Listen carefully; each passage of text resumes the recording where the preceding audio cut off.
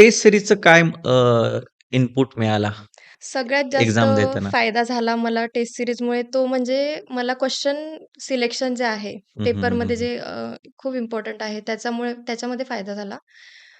Suppose तुम्हाला 2 question solve करायचे शेवटच्या अर्ध्या तासात. अ, आणि एका क्वेश्चनमध्ये दोन्ही न्यूमेरिकल आहेत आणि हं, एक हं. थेअरी सब्जेक्ट आहे आणि दुसऱ्या क्वेश्चनमध्ये थेअरी क्वेश्चन आहेत.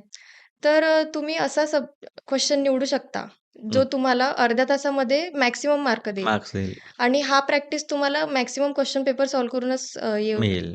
असं तुम्ही फक्त वाचत राहाल किंवा स्टडी करत राहाल, तर तुम्हाला हा एक्सपिरियन्स येणार नाही. येणार नाही. त्यासाठी तुम्हाला जास्तीत जास्त टेस्ट पेपर द्यावे लागतील आणि जास्त पण एक्स्ट्राचे टेस्ट द्यायची गरज नाही. मॅक्सिमम 7 ते 8 टेस्ट, फुल सफिशियंट टेस्ट आहे. खूप सफिशियंट. सफिशियंट आहेत. जास्त हं. टेस्ट दिल्याने दिवस पण वाया तर जातो. मला वाटतंय आपण काही सब्जेक्ट वाईज टेस्ट पण घेतल्या होत्या इनिशियली. हो, हो. सब्जेक्ट वाईज टेस्टचा पण खूप फायदा फायदा झाला. होता. तो सब्जेक्ट एकदम क्लिअर होऊन जातो म्हणजे आपल्या हं. माइंडमध्ये एकदम क्लॅरिटी होऊन जाते त्या सब्जेक्टबद्दल आणि पेपरमध्ये तो क्वेश्चन आला तर मग अजूनच चांगलं. हं, हं, हं. तर टेस्ट सीरीजचं महत्त्व तर आहे. टेस्ट सीरीज हो, द्यायलाच हो. पाहिजेत खरं तर.